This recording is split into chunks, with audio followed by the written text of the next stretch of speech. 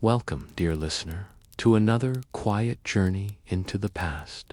Today, we will wander through the slow, often overlooked moments of history, the ones that shaped lives, ideas, and the world we know, quietly and without fanfare.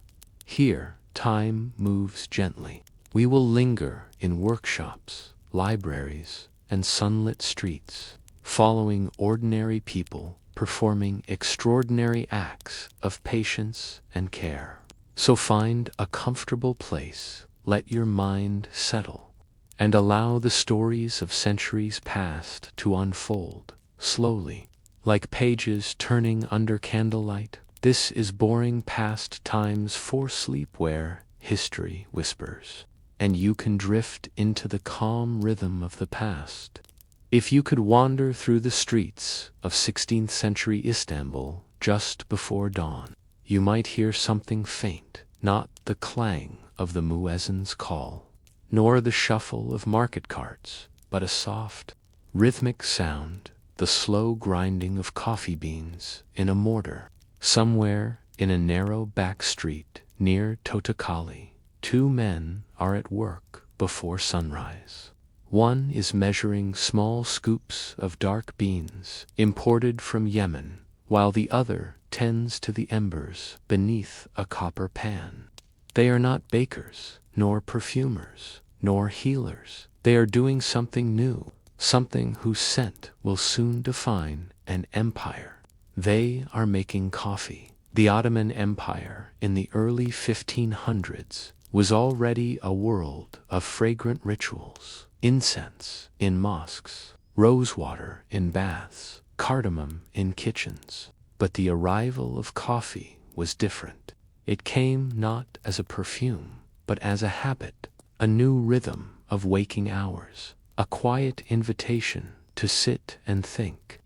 Its earliest path can be traced through the trading ports of Yemen, where Sufi monks had long brooded to stay awake through midnight prayers. From the port of Mocha, its bitter beans made their way north, across the Red Sea, up through the Hijaz, and into the bustling markets of Cairo and Damascus, before finding their way, at last, to the capital of the Ottoman world. By the mid-1500s, Istanbul had begun to change.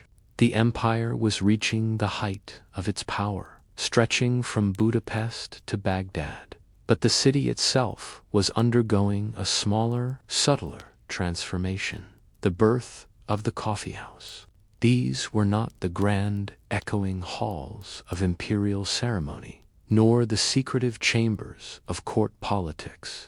They were modest rooms, often tucked between a hammam and a spice shop, furnished with little more than low stools, brass cups, and the smell of roasted beans. The first recorded coffeehouse opened in the Totakali district around 1554, founded by two men from Aleppo and Damascus, one named Hokam, the other Shams. Their establishment was a modest affair, described by chroniclers as a place where men could converse, play games, and idle away the hours. It was, in other words, something new and faintly suspicious. The historian Ibrahim Pakivi, writing later in the 17th century, noted with mild disapproval that many people drank coffee together, delighting in conversation, and there were those who stayed until the evening, wasting time. And yet, despite such moral unease, the idea spread rapidly. Coffee houses multiplied, first dozens, then hundreds, until they became as much a feature of Ottoman urban life as mosques or markets. To modern eyes, their rise might seem ordinary, even predictable. But to an empire built on hierarchy, discipline, and prayer, the coffee house was quietly revolutionary. It was a public space, open not by rank or wealth, but by curiosity. For the price of a cup of dark, bitter liquid, A man could spend hours in conversation, debate, or silence, a luxury previously reserved for palaces and private homes.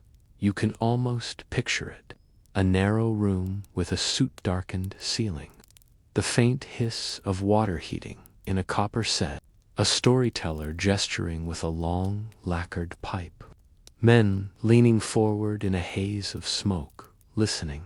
Outside, the city hums with its ordinary rhythms, boatmen shouting by the Golden Horn, women bargaining over figs in the market. But inside the coffee house, time seems to loosen. Conversations meander. Arguments rise and fall like waves.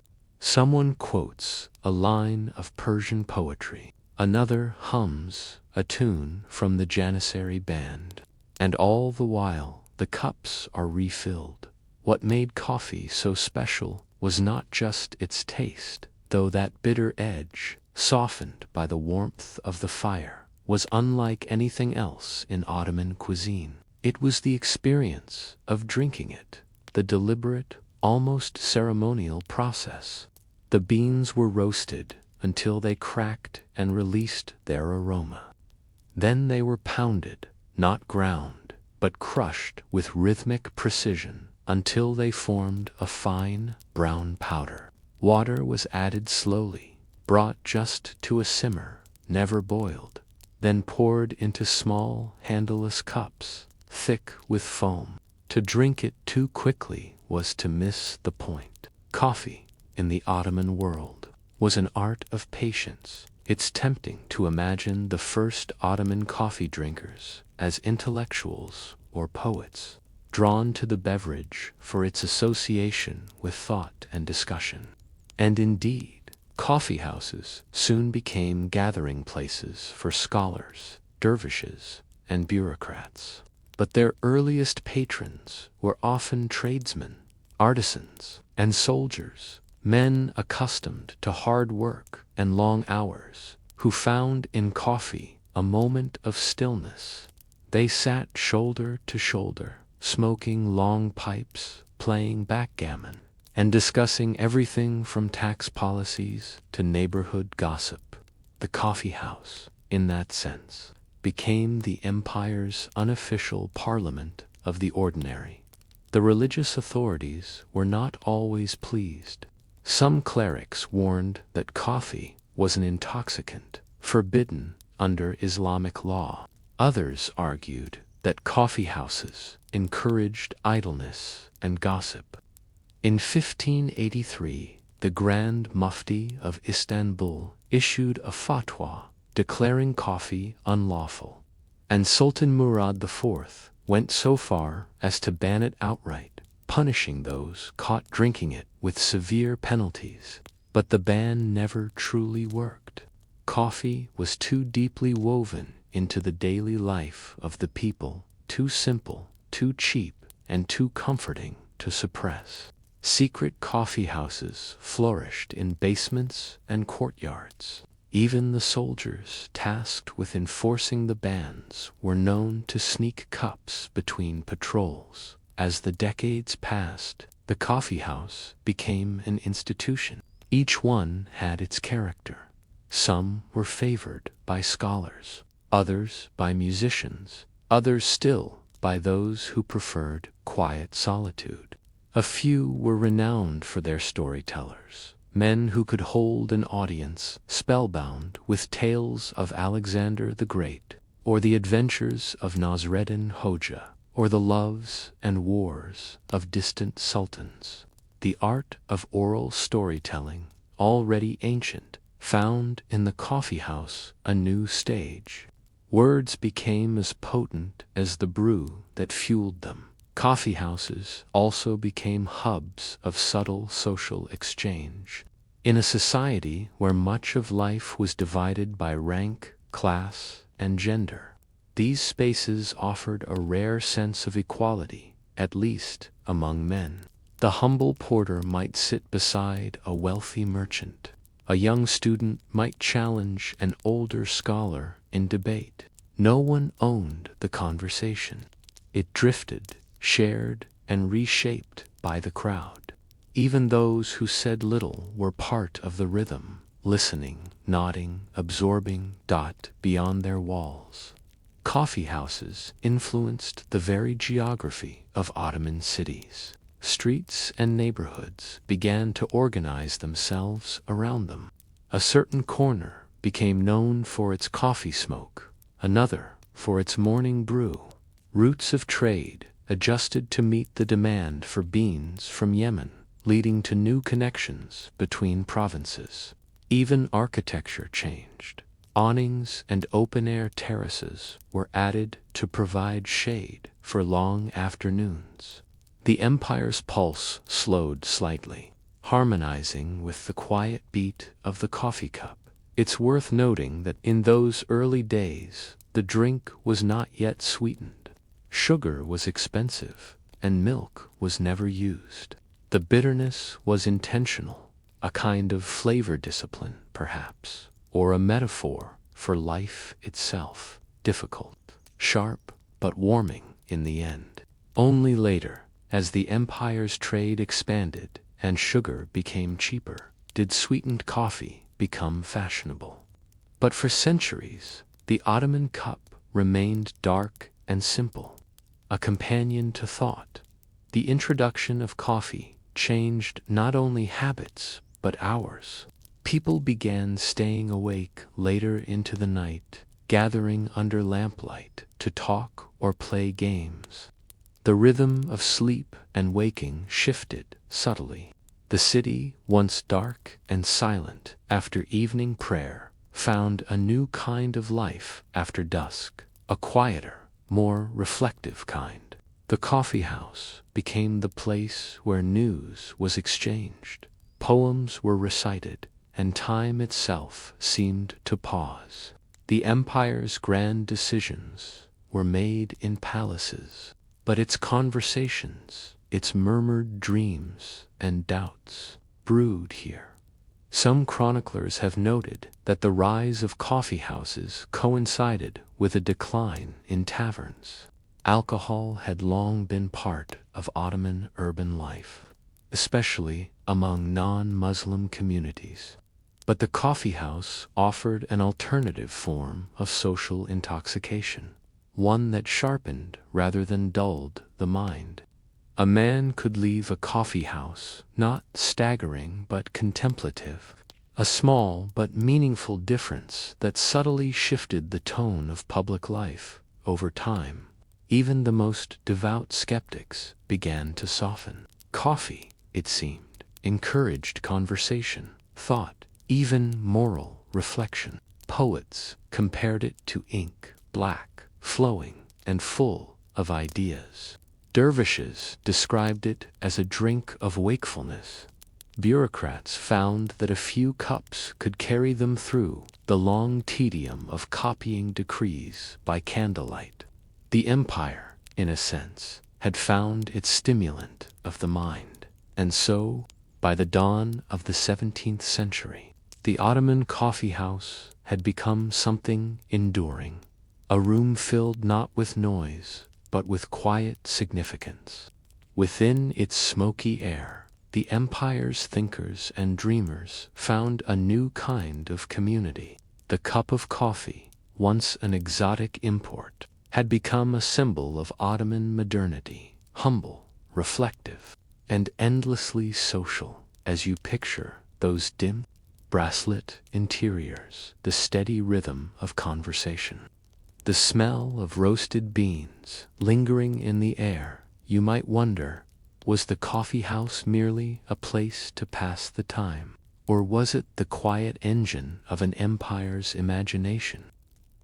If you walk into an Ottoman coffee house at midday sometime around the 16th or 17th century, the first thing you might notice is not the sound, but the stillness. The air is thick with the scent of roasted beans, yes, and faint curls of smoke from a dozen clay pipes drift upward, but the men inside are unhurried, almost statuesque. Each movement, the lifting of a cup, the the setting down of a backgammon piece is deliberate. There is no rush, no sense of urgency. The coffee house is a sanctuary of stillness in a world that otherwise runs on hierarchy and command. To the outsider, it might look like idleness. To the Ottoman mind, however, it was something closer to discipline, a subtle art of being present. The coffee house regular was not merely sitting. He was participating in a centuries-old choreography of patience, respect, and conversation. Even the act of taking a seat was a gesture with meaning. You did not simply plop yourself onto a stool.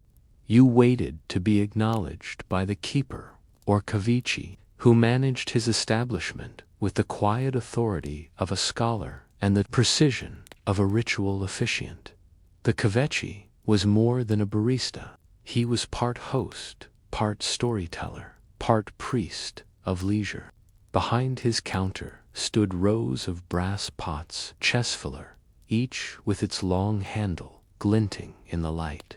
His tools were simple: a tray, a few small cups fincon, and a bed of glowing coals where water simmered gently. He worked with a deliberate slowness, measuring spoons of ground coffee as though counting prayers. The preparation was a performance, and the regulars, merchants, artisans, and bureaucrats watched in silence as if attending a small ceremony. Coffee, after all, was not to be gulped. It was to be savored, sip by sip, with pauses long enough to let the mind wander. The Ottoman way of drinking coffee reflected a deeper worldview, that conversation, like life itself, required patience. One spoke only after another had finished. Arguments were circular but courteous. Voices seldom rose above a murmur. In the quiet rhythm of shared attention, even boredom became meaningful. Most coffee houses had their own informal hierarchy, though it was rarely stated aloud. The best seats, near the brazier or by the window, were reserved for the most respected patrons, the elderly, the learned, or those who had been coming for years. Newcomers found places along the walls, watching and learning the etiquette. There were rules, unspoken but understood. Do not interrupt a storyteller. Do not speak ill of the Sultan. Do not play backgammon too loudly. And above all, do not spill your coffee. The coffee house was a space of restraint, a strange mirror of the empire itself. Conversation drifted like smoke. Some spoke of business, grain prices, caravan routes, new taxes. Others debated religion or poetry, comparing the verses of Rumi to those of Hafiz. A few simply watched, their silence as eloquent as speech. In a world before newspapers, gossip and rumor were the city's bloodstream, and the coffee house was its beating heart. Here, one could learn of wars fought hundreds of miles away, or the birth of a new prince, or a scandal involving a pasha's nephew. The information might not always be accurate, but accuracy was less important than participation. To be in the coffee house was to be connected, and yet beneath this gentle flow of conversation lay tension. The Ottoman authorities, never comfortable with spontaneous gatherings, viewed coffee houses with suspicion. They were, after all, places where men gathered without supervision, where talk could turn to politics. The empire's stability depended on control of information, and here, in these smoky rooms, control slipped away. As one 17th-century chronicler put it, "From these cups rise not only steam, but whispers." The fear was not unfounded. Some coffee houses did become hubs of dissent. Disgruntled janissaries met to grumble about their pay. Poets recited verses with double meanings. Storytellers slipped satire into their tales. The authorities responded with periodic crackdowns. Spies were sent in disguise to listen. Certain coffee houses were raided, their owners fined or imprisoned, but always, inevitably, the ban would fade, and the coffee houses would return like stubborn weeds, sprouting through cracks in the pavement. Their resilience lay partly in their social function. Beyond gossip and politics, coffee houses served as living rooms for the urban poor, places to escape the heat, to find companionship, or simply to watch the world go by. For men whose homes were crowded or noisy, the coffee house offered quiet. For those who lived alone, it offered company. The regulars developed small rituals of belonging, nodding to the same neighbor, ordering from the same brazier, exchanging the same mild jokes about the weather or the price of beans. Over time, these tiny repetitions became a form of identity. To belong to a coffee house was to belong to a small universe of familiar faces. There was also a particular rhythm to the day. Morning coffee houses, often near the markets, were lively with traders and porters discussing the day's business before work began. Midday coffee houses, quieter, served clerks and scholars escaping the sun. Evening coffee houses came alive after prayer, filled with musicians, storytellers, and shadow puppet shows. In the cool hours of the night, laughter mixed with the soft clink of cups. The same spaces shifted character with time, just as the same city could feel new each day. The art of sitting still was not without its accessories.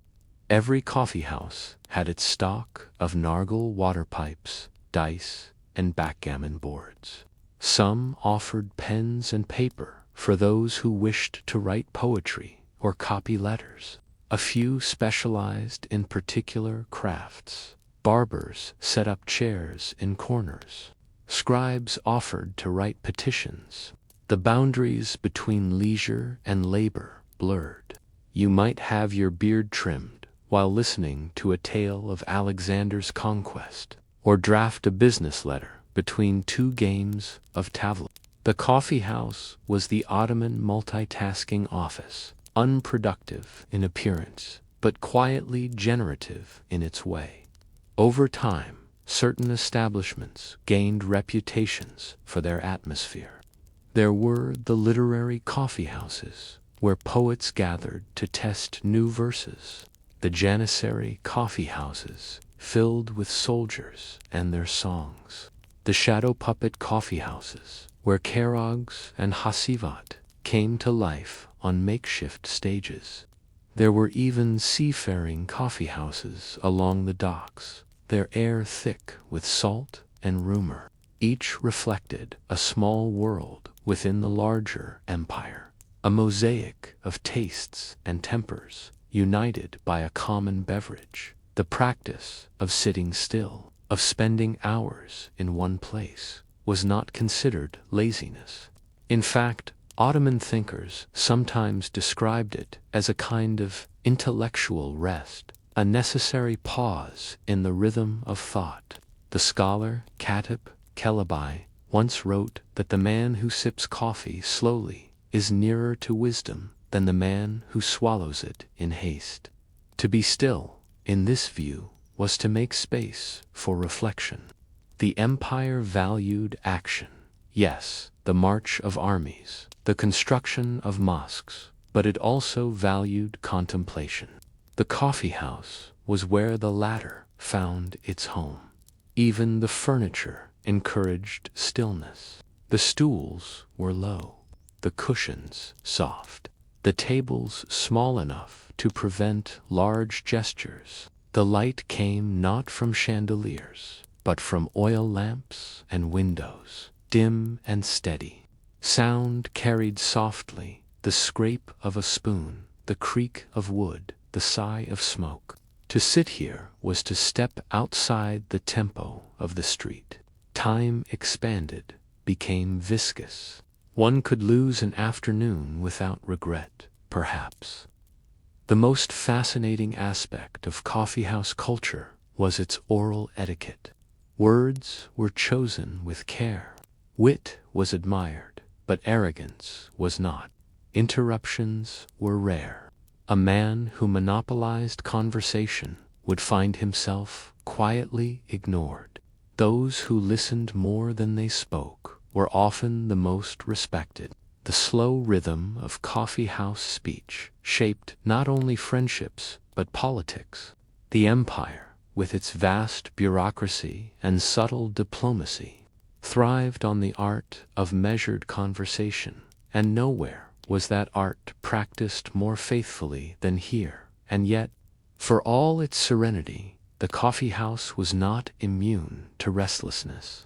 There were always debates about morality, about whether too much sitting led to sin, or whether gossip poisoned the soul. Preachers sometimes visited to deliver stern warnings, reminding patrons that time was a gift not to be wasted. Others, more lenient, argued that coffeehouses encouraged fellowship and kept men away from taverns. The arguments would fade, return, and fade again, as they always did.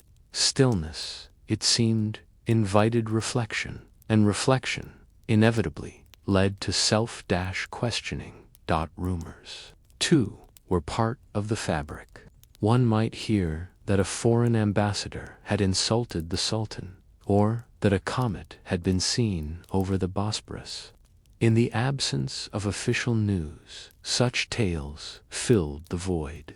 Some were harmless, others dangerous.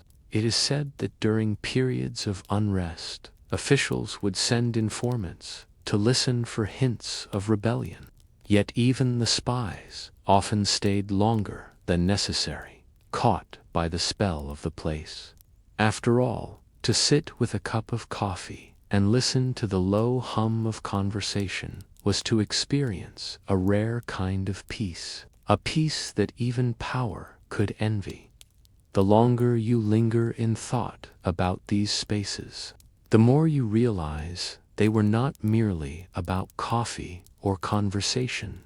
They were about tempo, a deliberate slowing down in a world increasingly preoccupied with control and expansion. While the empire's ships sailed and its armies marched, its people learned the value of pausing, of being unproductive together. The coffeehouse, in its quiet way, taught an empire how to breathe. If you sat there long enough, you might begin to sense the invisible rhythm beneath it all, the rise and fall of voices, the scrape of cups, the occasional laughter, each sound marking the passing of time more gently than any clock could. And when you finally rose to leave, brushing the dust from your robe, you might feel a strange lightness, as though you had been part of something meaningful, even if that meaning was nothing more than the art of doing nothing well. Still, one might wonder, was this stillness merely a form of escape? Or was it a subtle rebellion, a quiet resistance to the empire's endless motion? There are few sounds in the world quieter and few more persistent than the soft scratching of a reed pen on paper. It is not the noise of battle or trade or song, but something gentler, the sound of a mind organizing chaos. In the heart of the Ottoman Empire, long before typewriters, before the hum of printing presses or the tapping of keyboards, the empire's pulse was measured in these small, repetitive sounds, the strokes of clerks, copying, listing, and recording, hour after hour, day after day. The Ottoman bureaucracy was vast, but not in the way we imagine modern bureaucracies. It was not a forest of metal filing cabinets or an ocean of memos. It was quieter, slower, and strangely beautiful.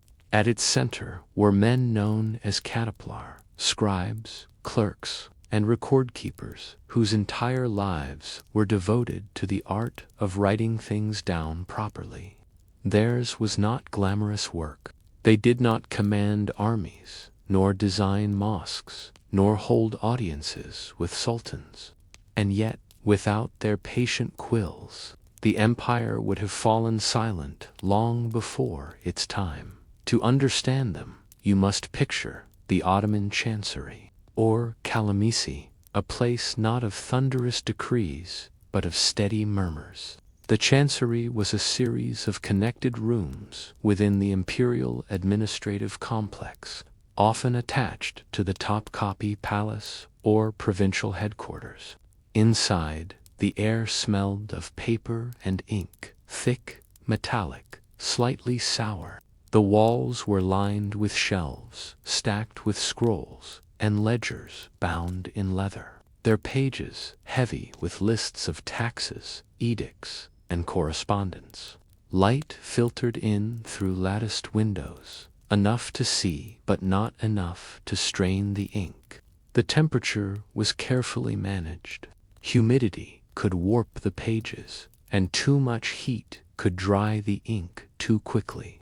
Everything here was about balance. A new clerk entered the service, young, usually as an apprentice under an older master. His first task was not to write, but to watch, to learn how to cut a reed pen, how to mix the perfect shade of black ink from soot and gum arabic, and how to lay out a page so that each line flowed as gracefully as a verse of poetry. Ottoman calligraphy was more than handwriting. It was a spiritual discipline. The same care given to copying a Quranic verse was applied to writing a tax register. Every document, even a mundane report on barley harvests, was to be beautiful. It was said that a careless hand could bring not only disgrace but misfortune. The tools of this trade were few but precious. The reed pen, or kalim, was cut to a sharp angle, its nib shaped according to the writer's preferred script, Divani, Siakat, or Nessi, each with its own rhythm and curve. The ink was stored in a small pot, the divot often carried in a leather case tucked into the clerk's belt. A strip of felt served as a pen. Many clerks also kept a small knife for reshaping the nib and a bit of pumice for smoothing rough paper. To an outsider, these objects might look like trifles, but to the Ottoman clerk they were as intimate as a craftsman's tools, extensions of the hand, the mind, and even the soul. The day began early, often just after morning prayer. The clerks assembled in the chancery, greeting one another with murmured salutations and small bows. Each found his place on the low carpets, cross-legged before a wooden desk or board. The head clerk, or Reiselkutub, would distribute the day's tasks, drafting decrees, transcribing reports, recording taxes. Then began the soft chorus of writing, the rhythmic dip of pens, the faint rustle of paper, the occasional sigh when ink blotted or a line went astray. It was a world of small frustrations and quiet triumphs. One might imagine this to be monotonous, and in many ways it was. Yet to the clerks themselves, there was a quiet satisfaction in the work, a meditative pleasure in the repetition. Each word had to be balanced, each number exact. A single misplaced dot could change the meaning of a sentence, or worse, alter a record that might guide the empire's policy for years. Accuracy was a kind of devotion. The clerks were, in their own way, monks of administration. The empire's records were astonishing in their detail. There were registers of land ownership, terrier defterleri, tax rolls, muhasib, defterleri, and decrees for Manler. Each province sent reports to the capital, written in elegant script on fine paper. These documents might note how many sheep grazed in a certain valley, or how much timber was harvested from a forest, or how many loaves of bread a garrison consumed in a week. To the modern reader, such information might seem numbing.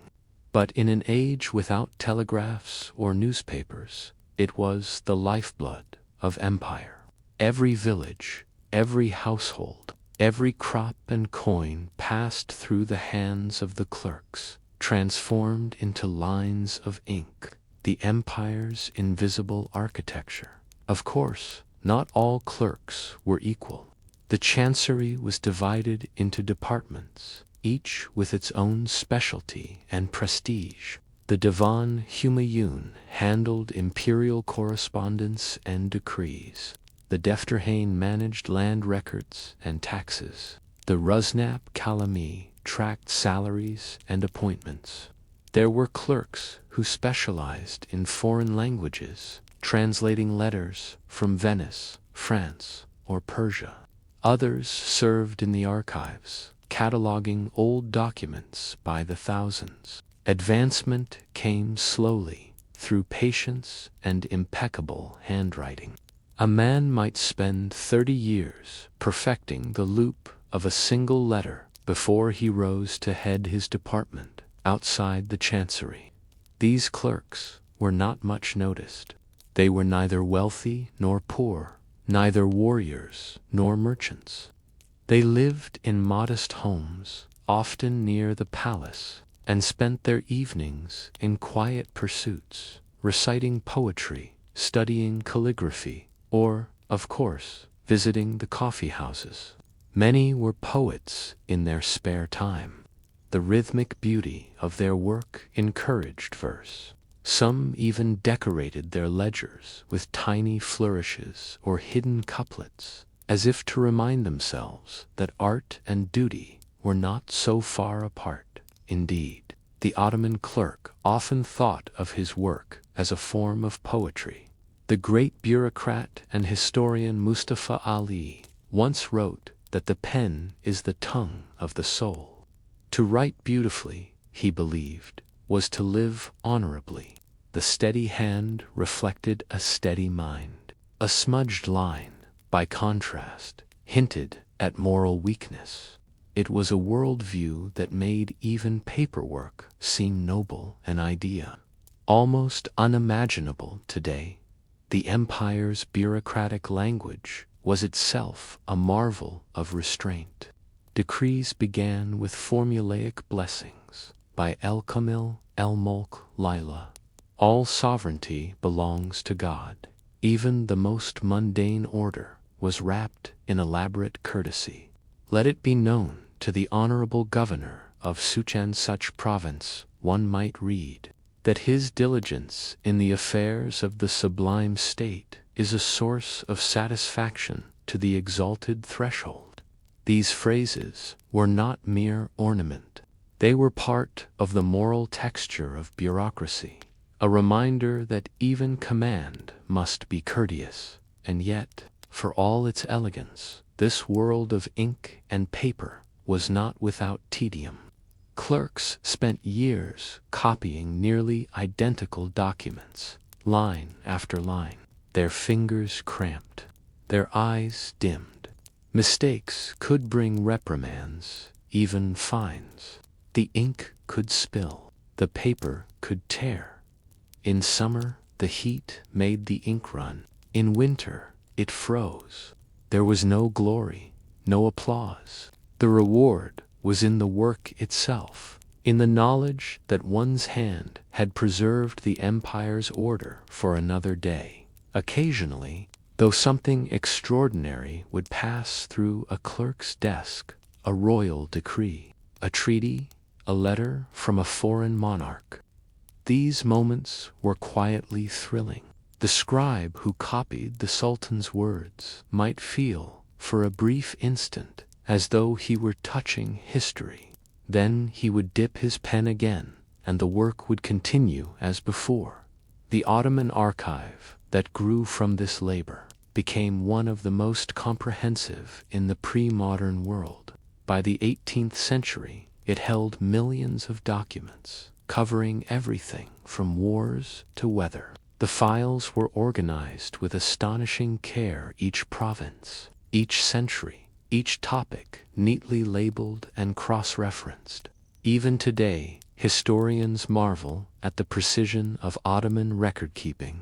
Without these clerks, much of the empire's memory would have vanished. The work required faith, faith that words on paper could hold reality steady, that a line of ink could outlast the shifting winds of politics. The clerks were rarely thanked for this. Their reward was stability, a modest pension, and the quiet knowledge that their writing would survive them. Some did not even sign their names, content to let their handwriting be their legacy. You might picture them now, a room full of men in long robes, bent over their desks, pens moving in unison, the air thick with the smell of soot and gum, the only sound, that soft scratching. Outside, the empire rises and falls, armies march, ships set sail, palaces are built. But inside this quiet room, time barely moves.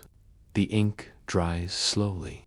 The clerks stretch their hands, roll their shoulders, and begin again. There is something oddly comforting in their patience. The idea that empires, for all their pomp, depend on such small acts of order. A ledger completed, a date written correctly, a decree copied without error. It is in these tiny victories that civilization persists. And yet, one might wonder, did these men ever pause mid-stroke and think of the lives behind their numbers, the farmers, the soldiers, the widows, or did the empire's story, for them, exist only as lines of ink? If you were to walk into an Ottoman chancery in the 17th century, you would not be met by the sounds of swords or shouting, nor by the clatter of soldiers' boots. You would hear instead the soft scrape of reed pens on paper, the whisper of ink drying, the rhythmic sighs of clerks who had been writing for hours, men whose lives were spent copying, classifying, and cataloging everything from tax receipts to treaties. Their empire was not ruled only by sultans and viziers, but also by the quiet persistence of paperwork. Ottoman bureaucracy was vast and slow-moving, like a ship that could never quite stop, but never seemed in a hurry either. Every province, every village, every grain shipment from the Aegean to the Red Sea was documented. Somewhere, in a cool room lined with ledgers and sealed envelopes, a man in a turban would be recording the arrival of camels or the death of a provincial governor, dipping his pen into an ink pot made from horn or brass. His handwriting would be elegant, deliberate, and slightly bored to modern eyes. Such a life might seem unbearably tedious. Yet for the Ottoman clerk, known as a chot heap, there was beauty in repetition. Writing was an act of devotion. A document well formed was a moral achievement. The balance of letters, the precision of diacritics, the measured slowness of the hand, these were not trivial habits, but reflections of discipline and order, values the empire prized deeply. Their offices Defterhane literally. The House of Ledgers were quiet sanctuaries of ink and parchment. Thick wooden desks lined the walls, covered with rolled papers tied in silk.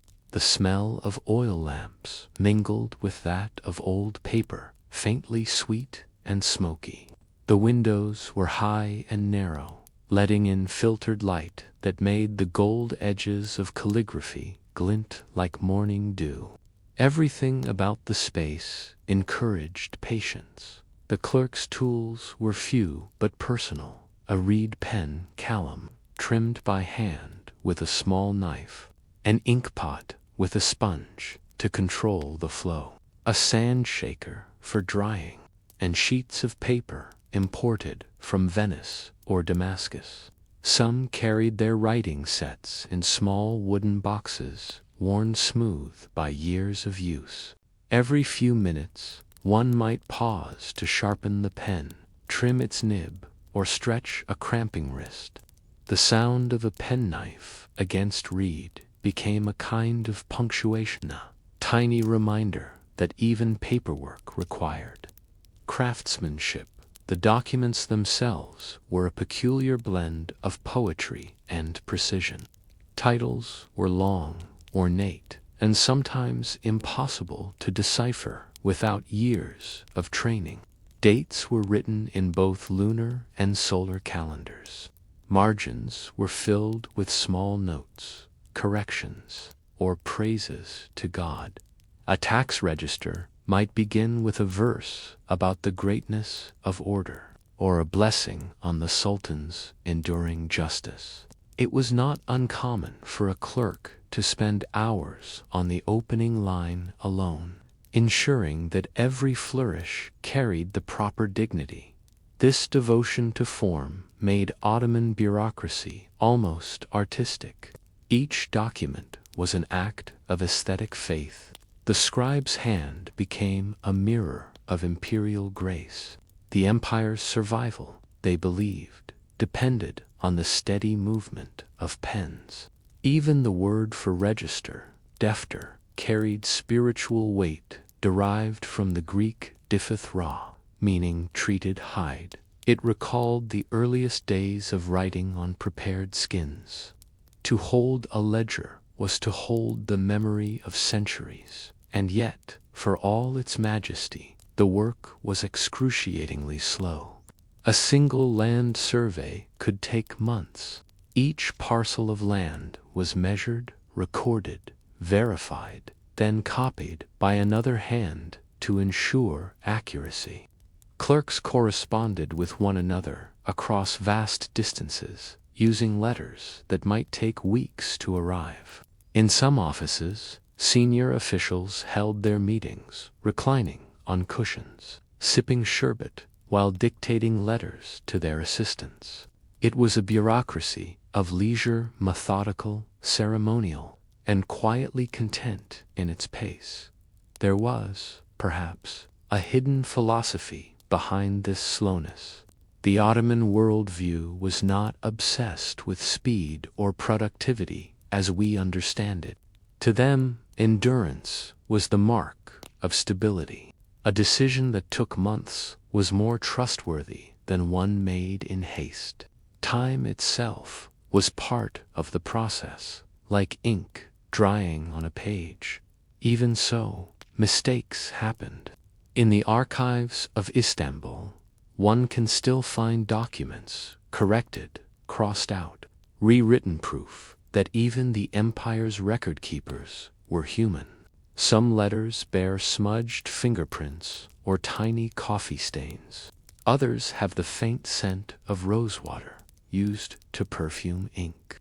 Occasionally, a clerk would doodle in the margins a tiny bird, a flower, a geometric pattern, perhaps out of boredom, perhaps as an unconscious act of defiance against monotony. The hierarchy of scribes was rigid. Apprentices began by sharpening pens, mixing ink, and fetching documents. Only after years of observation were they allowed to copy text.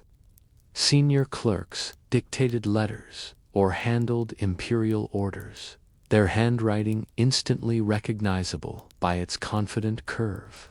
Above them all stood the rais, il-kutab, the chief of scribes, an official who, in later centuries, would evolve into something like a foreign minister. This gradual path from apprentice to master was not merely bureaucratic. It was moral. Patience, obedience, humilities, were virtues learned at the desk.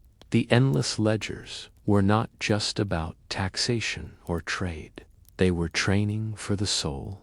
Evenings often ended with clerks sharing tea, discussing the day's difficulties, or reciting poetry. Some were amateur poets themselves, and a few, like the famous Chatib Kelabi, became scholars of history and geography. It was said that the act of writing all day made them philosophers by night. Their boredom nurtured thought. What may seem dull to us, the copying of numbers, the endless records of harvests, the tracing of official seals, was to them the pulse of civilization. Every signature ensured the empire's continuity. Every ink mark, however small, was part of a greater harmony.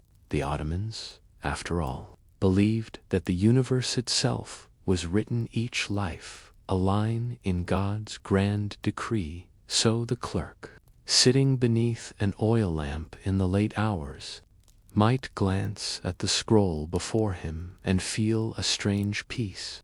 Outside, the city slept. Inside, his pen moved slowly, patiently, as if tracing the heartbeat of the empire. Yet one might wonder, when the ink dried and the ledgers were sealed, what did these clerks really think? Did they ever pause mid-sentence, dip their pen again, and dream of something beyond the parchment? Did they know that centuries later, their careful handwriting would still whisper across the archives of Istanbul, carrying the faint scent of ink and time? If one could listen carefully enough inside the Defterhane, the Ottoman house of ledgers, one might hear something that almost resembles music. It was not the sound of instruments, of course, but a slower kind of rhythm, the careful rustle of paper, the tap of pens against inkpots, the murmured dictation of a superior clerk, the crack of a seal being pressed into wax. It was an orchestra of patience, a daily recital performed by men who made empire out of handwriting. Each morning began in quiet ceremony. The clerks would arrive one by one, removing their shoes at the threshold, bowing slightly to the senior scribes. They took their places on low cushions or at small wooden desks, their quills and inkpots arranged just so. Before the first pen touched the page, there was tea strong, black, and unsweetened. Sometimes, in winter, the room was warmed by a small brazier. The smell of charcoal mingled with the faint scent of paper, dust, and wax. Outside, the call to prayer echoed through the streets of Istanbul, drifting in like a reminder that time was both sacred and slow. For the Ottoman clerk, routine was a kind of faith. The empire ran not by urgency, but by repetition. Forms were filled, copied, signed, and filed away into leather-bound ledgers that would eventually vanish into vast storerooms of the Sublime Porte, the imperial seat of government. Every act had a prescribed motion, as though the clerks were monks of administration, performing rituals of ink and silence. Their work might involve translating a provincial report, updating a tax record, or preparing an imperial decree known as a firman. These firmans, beautifully written, sealed with the Sultan's emblem, could grant land, pardon a crime, or order the repair of a bridge hundreds of miles away.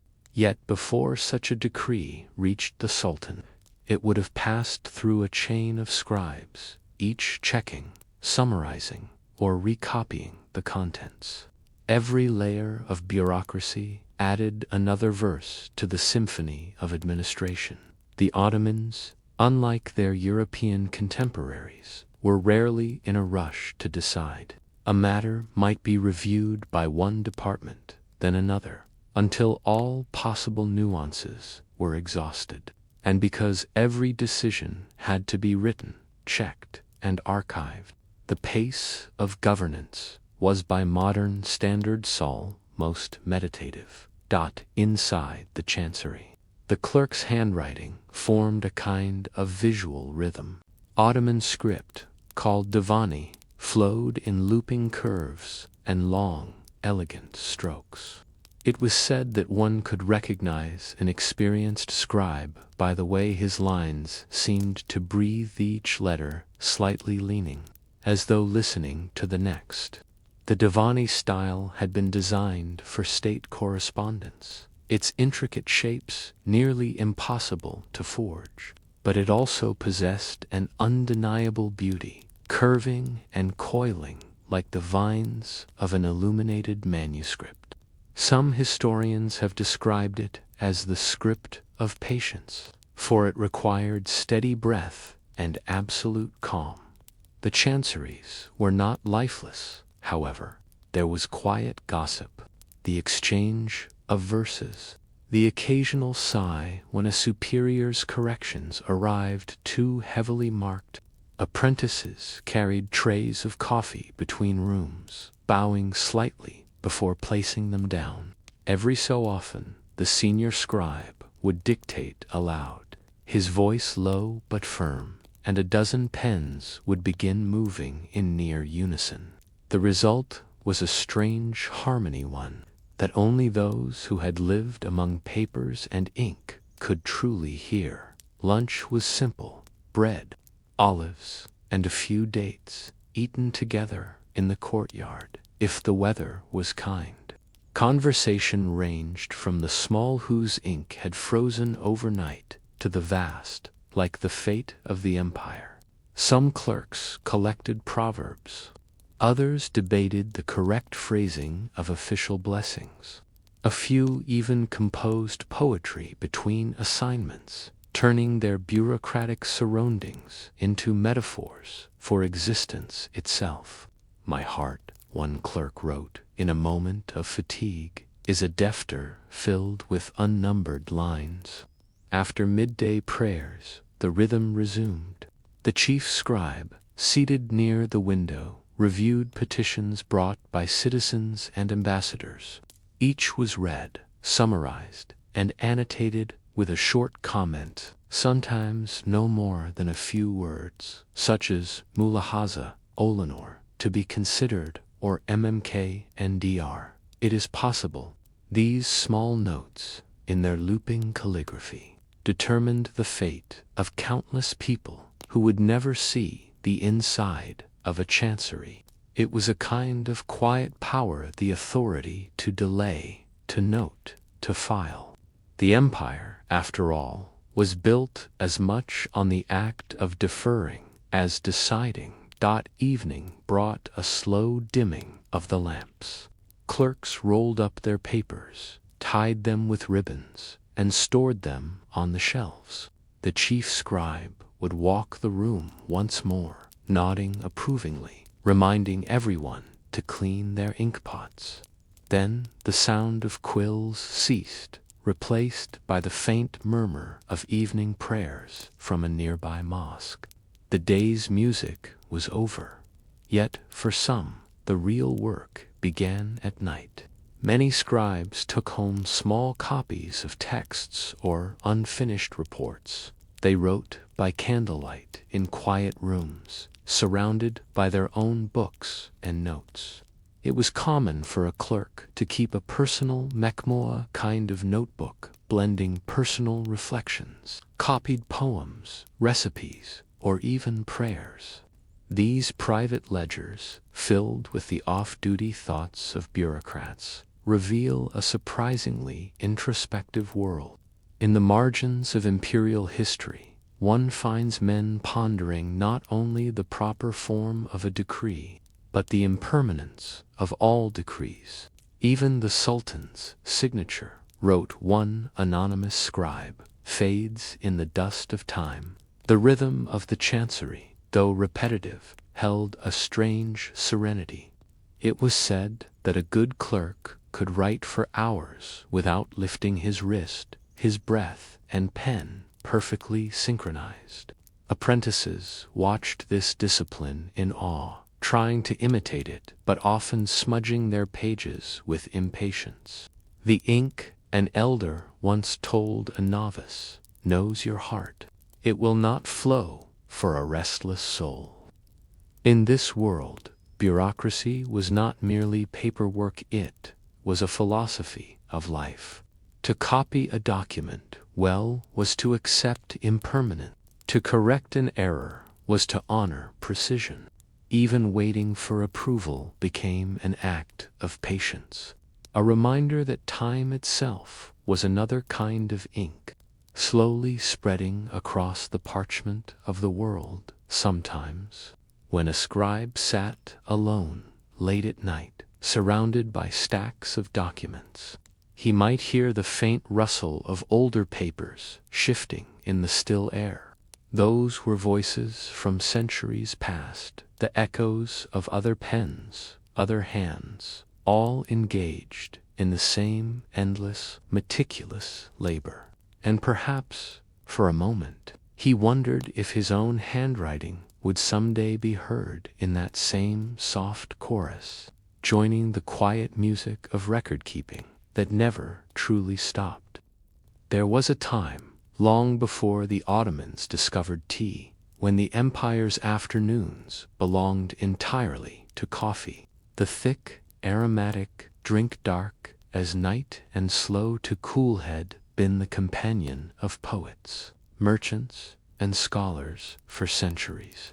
Coffee houses had become the empire's living rooms, filled with murmurs and smoke, the sound of backgammon dice, and the scent of roasted beans. Yet, by the late 18th century, a quiet transformation began to brew, one that would replace the smoky stillness of the Kavahain with the gentle fragrance of tea gardens, and a culture of endless afternoons. The Ottomans first encountered tea not through conquest or commerce, but through curiosity. Caravans from Persia and merchants from the Caucasus brought small quantities of tea into Istanbul as early as the 17th century. At first, it was an exotic novelty, more medicine than beverage.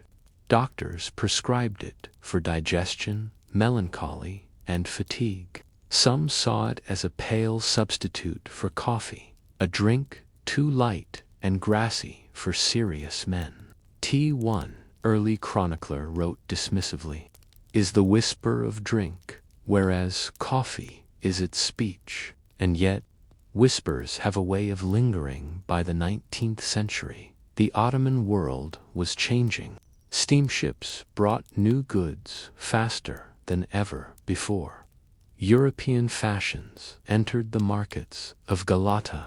China and India began exporting tea at lower prices, and the Ottoman palate, long accustomed to the earthy bitterness of coffee, began to soften toward this gentler infusion.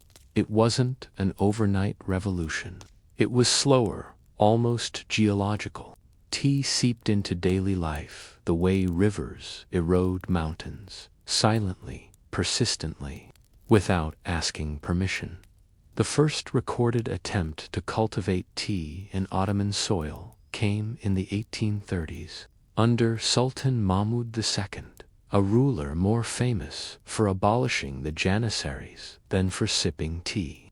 His officials experimented with tea plants imported from China, hoping to grow them in Anatolia.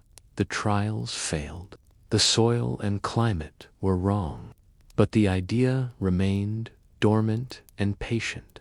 Decades later, it would bloom in the humid hills of the Black Sea, especially around Riza region, that would one day become synonymous with Turkish tea. For much of the 19th century, tea remained a city habit, enjoyed by intellectuals and artisans in the quieter corners of Istanbul. Unlike coffee, which demanded roasting, grinding, and careful brewing, tea was easy. Boil water, steep leaves, pour, It was a drink for long conversations and lazy afternoons.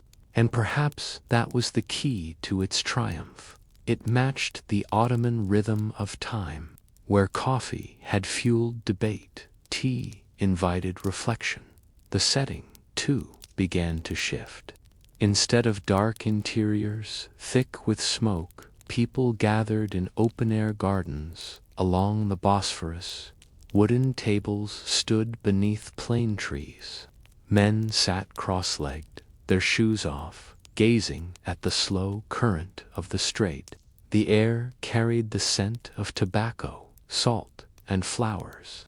Tea was served in delicate tulip-shaped glasses that caught the light like amber jewels. Every sip was an excuse to linger a little longer.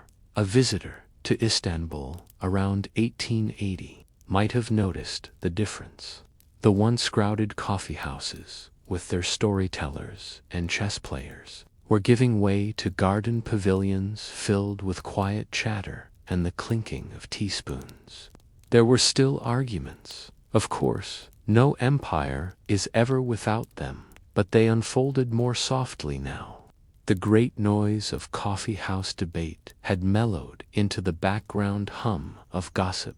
Tea, unlike coffee, encouraged slowness. The process of refilling the glass, adding a sugar cube, watching it dissolve, and sipping again, created a natural rhythm that discouraged haste. Conversations meandered like the Bosphorus itself, turning, pausing, doubling back. Politics, poetry, and neighborhood rumors all flowed together in gentle, endless circles. Even silence became part of the talk. There was also a subtle shift in who gathered where. While coffee houses had long been male domains of public discourse, the tea garden, especially in larger cities, offered more openness. Families visited together. Children played among the trees. Women, once confined to the private sphere, began to appear in these semi-public settings, sitting with friends or relatives in separate sections. The empire's tea gardens became quietly and without declaration spaces of social evolution. The architecture reflected this new sensibility. Garden pavilions were often built with wide verandas, open to breezes but shaded from the sun. Paths wound through rose bushes and cypress trees, leading to small gazebos overlooking the water. Some gardens had fountains at their center, their steady trickle merging with the rustle of leaves. These were places designed for lingering, for being slightly unproductive, for existing between tasks and hours. It was here, in the late afternoons, that a new kind of Ottoman social life emerged, less about decision and more about endurance. The empire itself was waning, its borders shrinking, its bureaucracy fraying at the edges. But in the tea gardens of Istanbul, time seemed to stretch indefinitely. Men still read newspapers printed in multiple languages, commenting on wars and reforms that felt impossibly distant. Artists sketched the skyline. Retired soldiers played backgammon in slow motion. The empire might have been changing, but in the shade of the tea gardens, it still felt eternal. One might say that tea became the empire's way of preparing for decline. It was a drink that asked nothing more than presents a quiet acceptance of passing hours. Unlike the bold bitterness of coffee, tea was forgiving. You could reheat it, water it down, or refill it endlessly. It adapted, just as the Ottomans themselves tried to adapt to a new century of European pressure and technological change. By the turn of the 20th century, tea had won. The Black Sea plantations had begun to flourish, and the steaming glass of K became not merely a beverage, but a ritual of identity. The empire was fading, yet tea remained. In every corner of Anatolia, from mountain villages to railway stations, people began and ended their days with tea. It had become, quietly, the new sound of life, the gentle clink of glass against saucer. Still, one wonders when those first tea drinkers sat beneath the trees, tasting the faint bitterness of a new custom. Did they know they were witnessing a transformation? Did they feel the slow, almost imperceptible moment when the empire's conversation changed tone from the assertive voice of coffee to the thoughtful whisper of tea? If the Ottoman tea garden was the empire's afternoon drawing room, then its pavilions were the soft furniture of conversation places meant not for decisions, but for drifting thoughts. Beneath their latticed roofs and vine-covered trellises, time itself seemed to lose ambition. The city outside might hurry along its narrow alleys and bustling markets, but within these shaded spaces, the world exhaled. By the late 19th century, the art of leisure had become one of the Ottomans' most subtle achievements. Tea gardens were not mere places to drink. They were social instruments, carefully designed environments for controlled idleness. A visitor might find a mix of people: clerks released from their chancery duties, poets with ink-stained fingers, retired soldiers, traveling merchants, and occasionally a veiled lady with her maid, sitting in a quieter corner reserved for women. They came not only for the tea, but for the ritual of being present, of existing among others without the need for purpose. The gardens themselves were masterpieces of Ottoman urban calm. Set along rivers, hilltops, or the edges of palace grounds, they offered shade in a world that rarely hurried. Plane trees and willows arched over stone paths. Fountains trickled gently, their sound blending with the soft tapping of spoons against tulip-shaped glasses. Some gardens had pavilions so ornate that they resembled miniature palaces, with wooden columns painted in blues and golds, and latticework designed to filter the afternoon sun into patterned shadows. Inside, small groups gathered around low tables. The waiters, often barefoot boys with trays balanced effortlessly, moved between them, pouring steaming tea from long-nosed copper kettles. Sugar was optional, but most preferred at least a cube or two. The tea was red and clear, served in delicate glasses that seemed designed to make one appreciate light. No one rushed to refill or to leave. A single glass could last as long as a thought. Gossip, of course, was the tea garden's invisible currency. It drifted between tables like the scent of jasmine. Yet Ottoman gossip was rarely cruel or loud. It was performed with restraint, even artistry. A man might lean toward his friend and lower his voice, saying, "They say the Pasha's nephew has purchased a new horse." Or have you noticed that the baker's daughter no longer walks the morning road? The statements themselves were almost meaningless, but the act of saying them, the exchange of harmless secrets, was a form of social glue. It was how people reminded one another that they were still part of something shared. Even scandal had its etiquette. A rumor could be introduced only after the third glass of tea, when conversation had reached the proper warmth.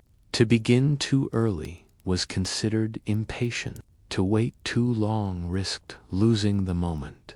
The subject might be political, but more often it was personal: an official's marriage, a poet's new patron, a merchant's latest misfortune at sea.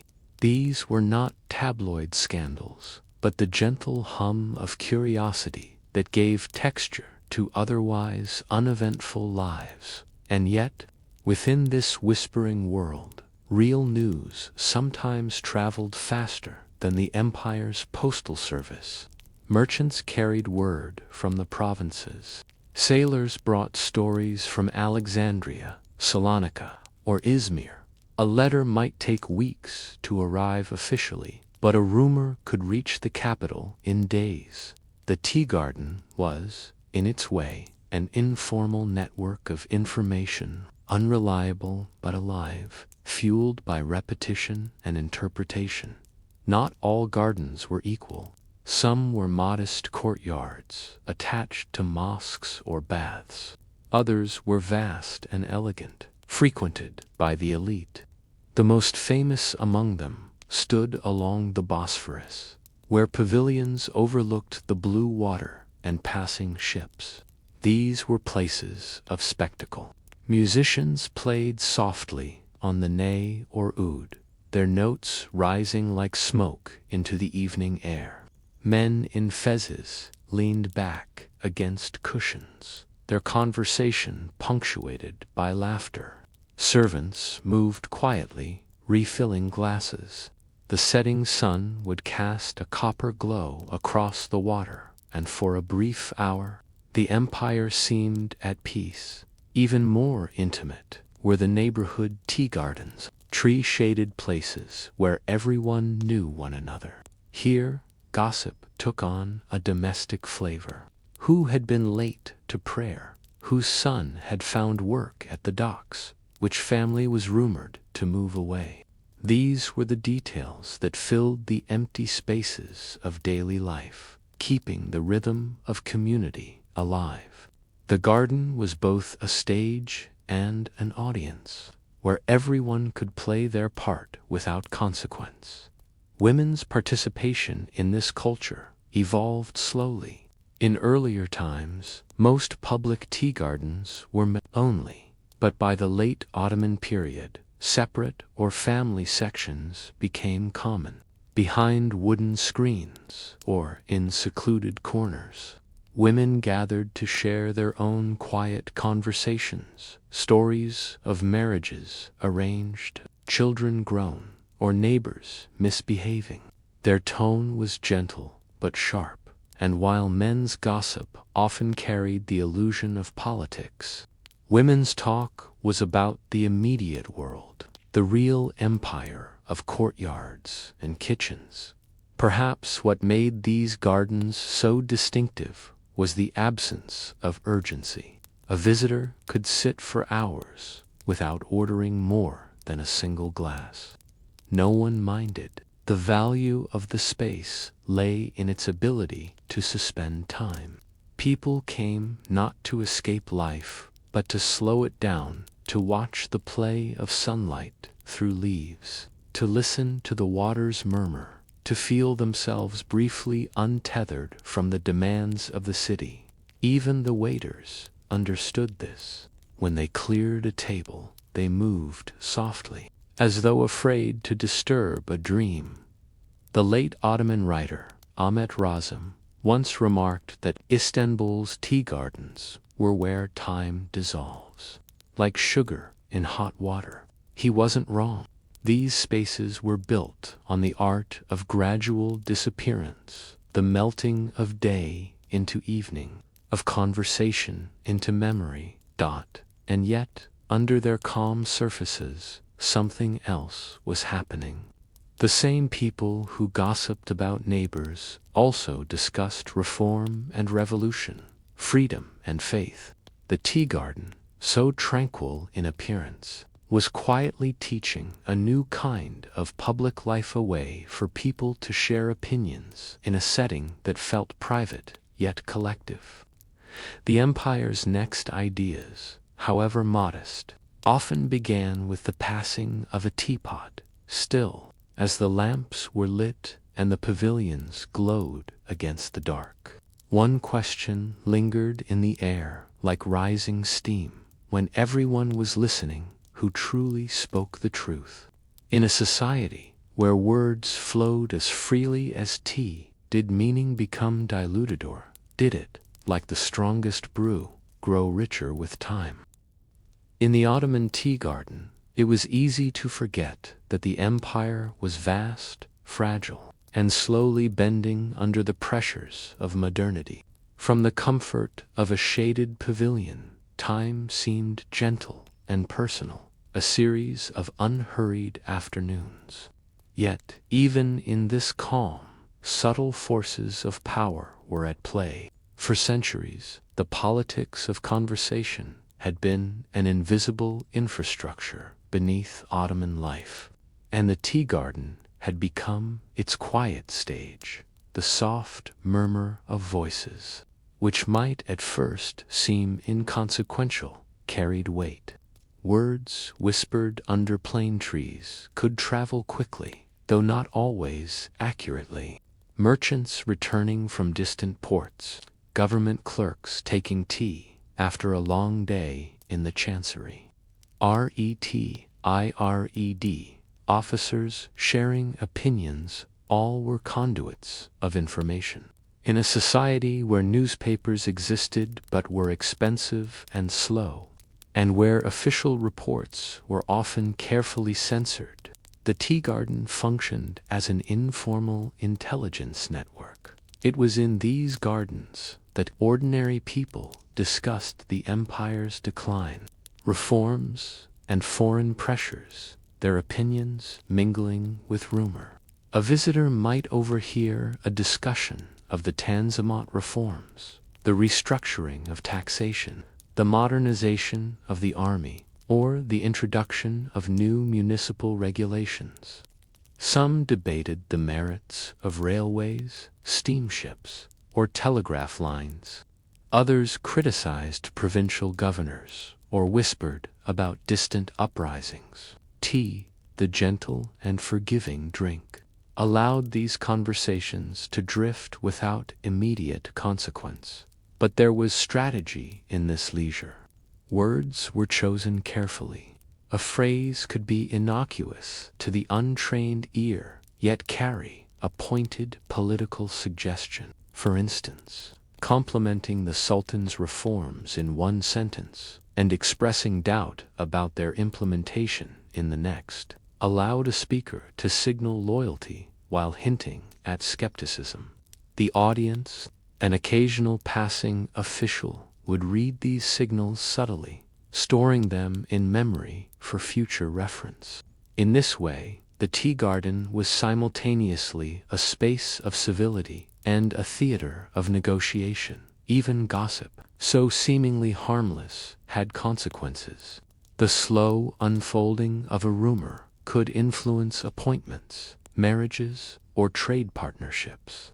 A whispered remark about a merchant's honesty or a poet's new patron could ripple through social networks. In an era when reputation was as valuable as land or coin, such soft power mattered. Tea gardens, with their unhurried atmosphere, amplified it. Every sip of tea became a pause, a chance to weigh words, and to decide what to share or conceal. The architecture of the garden itself reinforced this dynamic. Small pavilions encouraged clusters of conversation. Latticed screens created semi-private corners where women could speak without being overheard, and men could debate without appearing confrontational. Fountains, running water, and rustling leaves masked voices just enough to preserve ambiguity. Tea garden designers, whether consciously or not, understood the subtle psychology of sound and space. Privacy and publicity existed simultaneously, creating a natural balance between caution and expression. The empire's officials and intellectuals were well aware of these dynamics. Some visited gardens to gauge public sentiment. Clerks from the chancery would stop for an hour, listening carefully to the flow of talk, noting recurring names, phrases, and concerns. Educated citizens shared news from Europe or the provinces, weaving it into the local chatter. Teachers and poets, 2. Observed how ideas circulated, learning which metaphors resonated and which complaints persisted. In this slow circulation of information, the Ottoman public formed an unofficial consciousness and network of quiet, patient observation. Tea gardens also became spaces for negotiation and mediation. Disputes over property, market stalls, or apprenticeships could be settled over shared glasses of tea. Arguments rarely escalated to shouting matches. Instead, the rhythm of the conversation, punctuated by gentle sips, allowed tempers to cool. Diplomacy in miniature took place among merchants, artisans, and neighbors. These were lessons in patience and listening, in understanding that time itself could be a mediator. It is worth noting that even the empire's elite could not resist the garden's subtle power. Pashas and governors frequented the shaded pavilions, not for public decrees, but for informal conversation. Decisions of consequence, alliances, marriages, appointments were sometimes hinted at during these long afternoons. A careful word, a knowing glance, or a story of another province could ripple back to the palace through layers of understanding, delayed yet effective. Tea gardens, in essence, were quiet laboratories of influence, where soft power flowed more surely than armies ever could. Even as the 19th century progressed and new communication technologies arrived, the telegraph, the postal service, newspapers, the tea garden maintained its place. Modernity could bring speed, but it could not replicate slowness. There was a value in the measured pause, the deliberate sip, the chance to speak and listen without urgency. Here, the empire learned the art of reflection, the patience to hear criticism without panic, and the rhythm of conversation unhurried by necessity, perhaps. This was why tea gardens endured long after the empire itself began to wane. The empire could shrink, borders could erode, the army could falter, yet the slow art of conversation, suspended in shaded pavilions, remained resilient. It was an infrastructure of human connection that no conquest, reform, or foreign intervention could erase. In some ways, the empire lived on in these afternoons more than in its decrees or armies. And yet, beneath the calm surfaces, questions lingered. When gossip became politics, when rumor could shape reputations, and when conversation could carry influence as subtly as ink across a ledger, who was truly in control? The Sultan, the officials, or the patient flow of words from one person to another, carried like tea through the empire's afternoon? It is here, in the quiet, between sips and shadows, that the Ottoman public's most enduring legacy lies, the understanding that power is often exercised not only by authority, but by the careful, patient exchange of ideas. That influence need not be loud to be lasting. That, in the end, the soft murmur of conversation beneath plane trees may be the truest reflection of a society's hopes, its fears, its slow, deliberate negotiation with time itself. If you were to step into a workshop in Istanbul during the 17th century, you would likely be greeted not by the clatter of machinery, but by the quiet, measured rhythm of patience itself.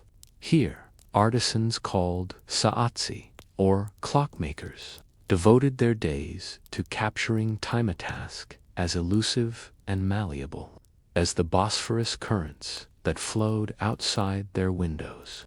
Theirs was not a profession of speed or urgency, but one of precision, contemplation, and constant adjustment. long before the Western mechanical clock became a common sight in the Ottoman Empire. Time was measured through more fluid, forgiving instruments: candle clocks, water clocks, and sundials. Candle clocks were perhaps the simplest yet most elegant. A thick candle marked with notches burned slowly, hour by hour, offering a gentle visual cue to the passing day. But even the most carefully made candle required attention. Drafts could hasten its burn, humidity could slow it, and the observer had to remember to note its progression. The clock was not separate from life. It existed within the ebb and flow of daily activity, subject to nature's whims. Water clocks, or susati, were slightly more sophisticated. A vessel of water would drip steadily into a calibrated container, each drop marking a fraction of an hour. These devices, sometimes elaborately constructed with brass fittings, floats, and carved wooden faces, were both scientific and decorative. They measured not just time, but patience. A single misalignment could throw off the entire system, requiring careful recalibration. A clockmaker might spend hours adjusting the rate of flow, testing it against the sun, and noting discrepancies. Inaccuracy was inevitable, yet tolerable. In the Ottoman worldview, time was elastic, and a few moments lost or gained mattered less than maintaining rhythm and ritual. Sundials offered yet another layer of temporal measurement, connecting human life directly to the movement of the sun. Cast in stone or etched into walls, they required constant observation. The city of Istanbul itself, straddling hills and the shimmering waterways of the Golden Horn, provided a natural sundial, its shadows tracing the contours of life. Clerics, merchants, and common citizens all relied on these markers for prayers, market openings, and social appointments. Yet, as anyone using a sundial knew, clouds, rain, and the shifting seasons introduced uncertainty. Time, it seemed, was always approximated, never commanded. The clockmaker's workshop was a place where this uncertainty was both respected and refined. A Sawatsi surrounded himself with tools and materials: polished brass gears, tiny screws, oiled pendulums, and delicate springs imported from Europe or forged locally. Magnifying lenses allowed him to inspect minute imperfections. Pliers, files, and hammers were used with the gentlest touch. Each clock, whether large enough for a palace hall or small enough for a merchant's desk, required endless tinkering. Even the slightest misalignment in a wheel could render the instrument useless. To the outsider, the pace of work seemed almost glacial, but to the artisan, every motion was deliberate, a dialogue with time itself. In larger urban centers, such as Istanbul, Damascus, and Aleppo, clockmakers often combined artistry with utility.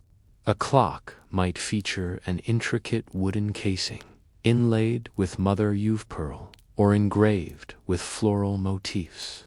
Some were equipped with automatosmall figurines that moved with each passing hour, spinning, nodding, or bowing in mechanical courtesy. The combination of engineering, aesthetics, and patience made each creation a meditation on human ingenuity. The artisan learned that precision was not merely a technical skill, but a practice of reflection. Every cog aligned, every spring tightened, every pendulum swung with care mirrored the rhythms of life outside the workshop, in the courts of the Sultan. These clocks were not only practical, but symbolic. Timekeeping in a palace served as a reminder of order, hierarchy, and the sultan's dominion over life itself.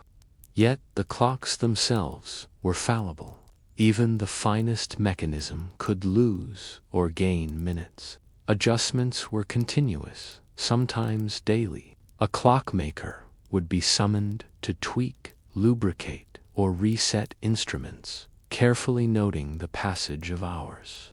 And yet, the uncertainty of mechanical time did not disturb the empire. It fit seamlessly into a society accustomed to flexible, human-scale rhythms. The Ottoman concept of time was fundamentally different from the modern Western obsession with punctuality. Hours were not absolute. They expanded and contracted with the season and human activity.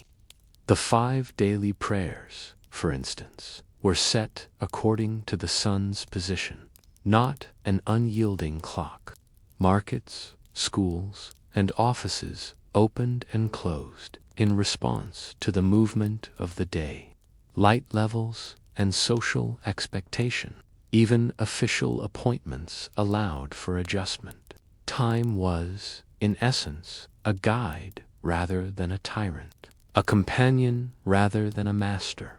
Clockmakers understood this duality intimately.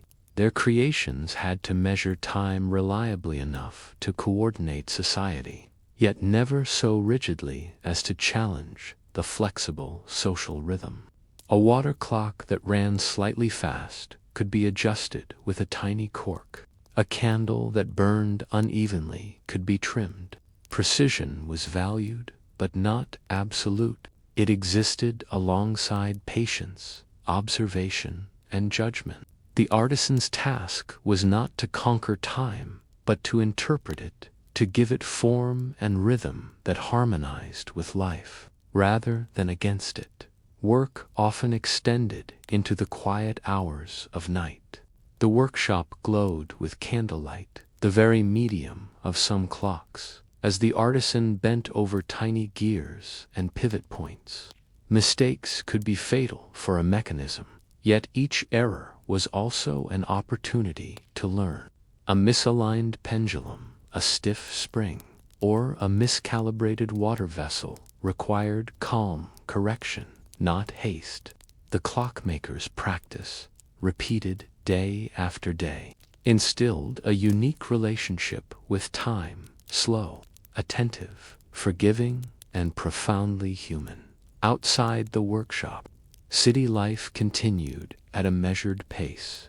Ships moved along the Bosphorus, their bells and oars marking intervals in an informal clock. Markets opened with the sun, traders arrived when goods were ready, and families adjusted daily tasks around natural light. The clocks crafted by artisans were tools of convenience, guiding activity, yet always secondary to lived experience. It was a world without rush, where the passage of hours was intertwined with observation, judgment, and presence. And yet, for all its patience, the Ottoman approach to time carried an implicit tension. The empire faced the growing influence of European powers, whose cities were governed by strict schedules, steamships, and industrial clocks. The tension between human-scale time and mechanized precision was on the horizon, though few in Istanbul realized it yet. The clockmaker continued his meticulous adjustments, unaware that the world outside was gradually moving toward an entirely different tempo, even as candle wicks smoldered and water dripped steadily. One could not help but wonder, in a world where every minute was patiently measured, what happened when a new, faster rhythm intruded? How would centuries of patient calibration respond to the relentless tick of industrial clocks, imported from distant lands, and the pressure of a society beginning to chase time rather than follow it? In the sprawling palaces and administrative complexes of the Ottoman Empire, time was not uniform. It was layered, flexible, and carefully negotiated. The Sultan had his own temporal order, one dictated by ritual, ceremony, and the delicate orchestration of governance. The people, however, lived by a slower, more intuitive rhythm, guided by light, natural cycles, and social custom. The relationship between these two forms of time, the imperial and the quotidian, shaped life across the empire and defined the subtle art of patience that the Ottomans cultivated so thoroughly. The Sultan's time was absolute, at least in appearance. Every ceremony, every audience, every ritual meal was scheduled according to imperial custom. The palace clocks, meticulously maintained by Master Sazi, measured hours with mechanical precision, while the movements of attendants, guards, and courtiers were orchestrated to follow their cadence. Processions through the palace courtyards were carefully timed. Prayers in the imperial mosque synchronized, and foreign emissaries observed the punctuality of the court as a measure of authority. Yet even here, absolute time was subject to human adjustment. A slight delay for a ceremonial robe, a late arrival of a foreign envoy, or the fluctuating length of the day according to seasonal variations. Time was rigid, but never unforgiving. Outside the palace walls, life followed a different rhythm. Farmers rose with the sun to tend crops and irrigate fields. Merchants opened shops when goods were ready and closed them when customers had dissipated. Students attended lessons while daylight permitted, and clerks wrote their endless ledgers according to their own schedule of energy and focus. The day was measured by human needs as much as by mechanical instruments. In Istanbul, the call to prayer from the city's minarets. Yet these markers of time were flexible themselves. The exact moment of Zuhr, the noon prayer, shifted with the sun, meaning every day's schedule subtly adjusted.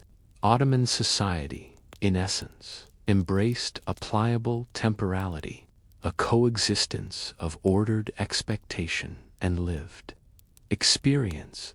This divergence between the Sultan's time and the people's time was not merely theoretical. It had practical implications. A decree issued from the palace could take days, sometimes weeks, to be delivered, understood, and implemented. Merchants, accustomed to the slower pace of local markets, might find that imperial expectations arrived too suddenly. Travelers moving along the caravan routes adjusted their departures to natural light and terrain, not the hour of a distant capital. The clock, though increasingly visible, remained a companion rather than a master. Within this tension, clockmakers played a subtle but pivotal role. Their creations translated imperial ambition into practical guidance for everyday life. Large public clocks in Istanbul, adorning mosques or government buildings, functioned as reference points. They indicated approximate hours for prayers, market openings, and official gatherings. Yet few expected strict adherence to these readings. The human eye, judgment, and social understanding were always part of the measurement. When a bell tolled from a minaret, it did not command action so much as suggest it. People reconciled the Sultan's formalized time with their lived experience through negotiation, a silent understanding that precision was useful but not absolute. The palace itself exemplified this delicate balance. Ceremonies often began with the precision of clockwork. Yet a visitor or foreign envoy might wait hours before gaining audience. Attendants moved according to the mechanical rhythm of imperial orders, but slowed for hospitality, for conversation, or for the delicate requirements of protocol. Even within the ostensibly rigid court, flexibility and patience remained the true measures of obedience. The Sultan's time and the people's time overlapped but rarely coincided perfectly. The art lay in navigating the space between them. In domestic spaces, this duality was equally apparent. Tea gardens, bathhouses, and marketplaces all observed social conventions for timing, yet allowed for variation. A shopkeeper might open after prayer, or when the sun reaches mid-sky, rather than strictly at 10 o'clock. Families scheduled meals and chores around natural rhythms, social expectations, and religious markers rather than mechanical precision. The clock, whether water, candle, or mechanical, acted as a guide to frame life, but not to dominate it. People internalized time's passage, allowing flexibility to balance labor, leisure, and reflection. The coexistence of imperial and popular time also influenced bureaucracy. Clerks, responsible for maintaining ledgers and writing reports, used the Sultan's clock for certain official procedures, yet relied on the slower cadence of observation, consultation, and judgment for practical accuracy. A tax collector would record payments according to the palace schedule, but traveled and measured collections according to sunlight, terrain, and human interaction. Timekeeping, in practice, was a negotiation between the ideal of order and the realities of life in a vast, diverse empire. Even religion exemplified this duality. The 5 daily prayers were set by the sun's position, not by mechanical or imported clocks. Yet for imperial officials and urban administrators, prayer times were often coordinated with the palace schedule. The faithful, meanwhile, observed approximate timings based on the environment. Shadows cast by trees, angles of rooftops, or the temperature of the afternoon. The Sultan's time imposed structure. People's time allowed life to flow naturally within it. This duality also shaped social habits. Leisure, conversation, and personal reflection were all attuned to flexible rhythms rather than enforced schedules. Afternoon tea, long walks through gardens, and evening gatherings in shaded courtyards were conducted at the pace of the participants' own choice, often deliberately slow to encourage observation and contemplation. Here, patience became both a personal virtue and a social necessity. One learned to measure not only the hour, but the energy of the day, the movements of others, and the subtle unfolding of events. Yet this equilibrium was fragile. As European influence grew, bringing with it industrial clocks, railways, and telegraphs, the tension between the Sultan's time and the people's time became increasingly pronounced.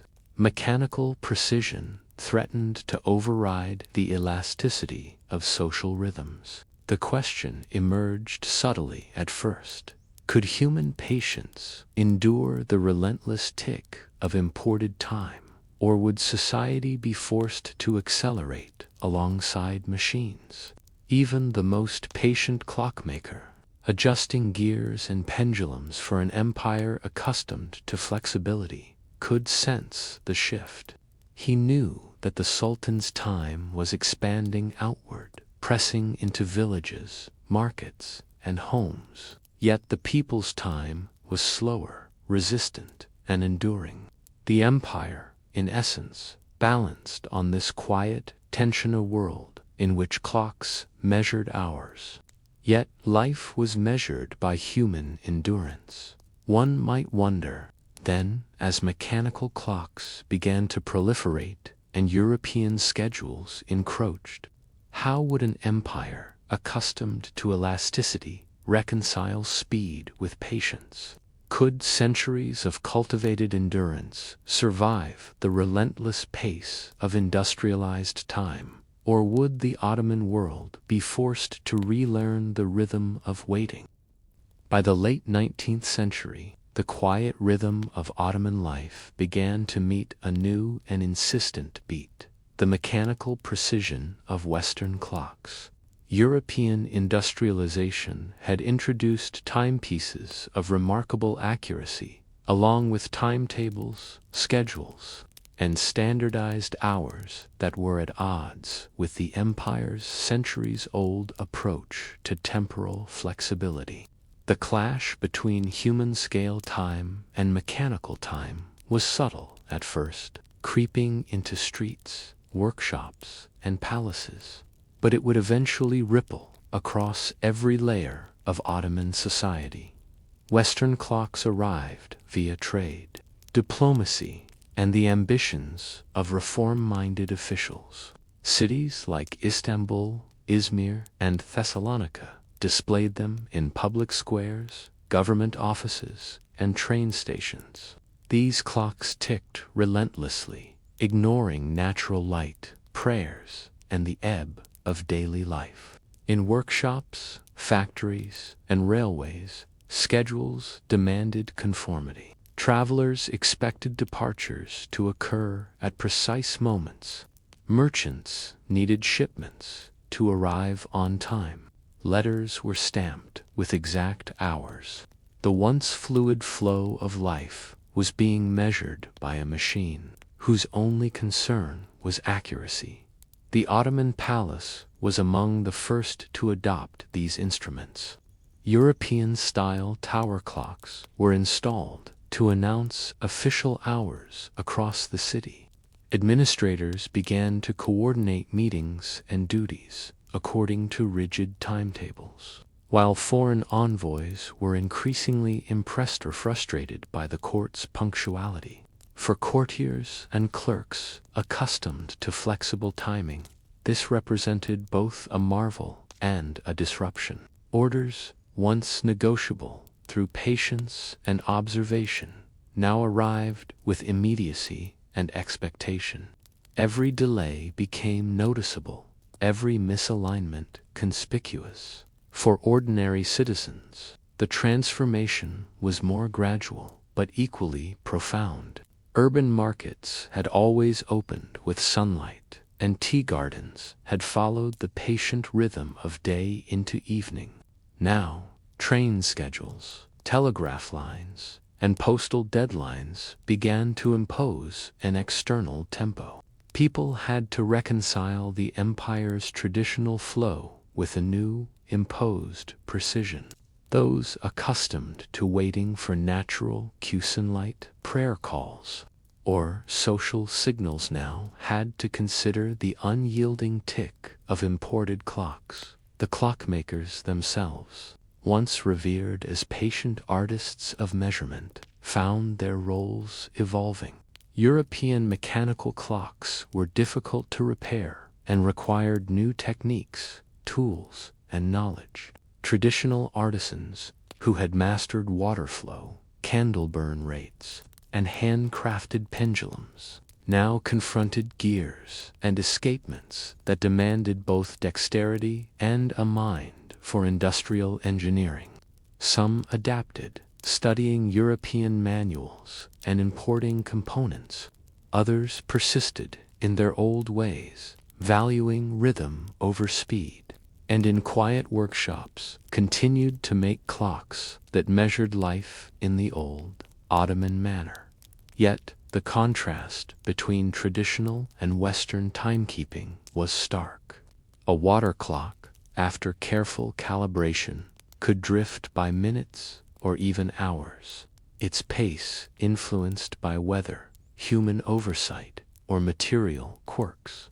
European tower clocks, once wound and maintained, ran with remarkable consistency, signaling departures, meetings, and events to an entire city. The predictable tick of these new instruments demanded adjustment. forcing citizens to align their lives with a temporal precision that was unfamiliar and occasionally uncomfortable. The impact on society extended beyond commerce and administration. Religious observances, once guided by the sun, now contended with mechanical schedules. Markets, previously opening when merchants felt the light was right, now coordinated with train arrivals or postal services. Tea gardens, the embodiment of slow social rhythm, gradually felt pressure to conform. Leisure, patience, and the careful pace of conversation began to compete with timetables dictated by a clock that did not tire, pause, or negotiate, even in domestic life. Western time began to infiltrate routines. Families purchased smaller clocks for their homes, trying to reconcile the natural ebb and flow of day with exact hours. Children learned to check the clock before leaving for school. Meals were increasingly scheduled rather than improvised. The patient, elastic tempo that had once defined Ottoman daily life was being compressed into increments of 60 minutes, measured by hands that never hesitated, and yet the old rhythms persisted. Clerks continued to measure certain tasks by the sun. Merchants still observed the flow of customers, and tea garden visitors lingered long into the late afternoon. The empire did not vanish overnight under the tick of imported time. Instead, a quiet tension arose, a coexistence between human patience and mechanical precision. Life became a negotiation, a slow adaptation to the imposition of exactness upon centuries of deliberate elasticity. Historians might call this the slow collapse of Ottoman Tima, transformation from a world measured by lived experience to one dictated by the clock. But within that collapse lies a more nuanced story. The empire's enduring patience resisted immediate synchronization, blending the old with the new.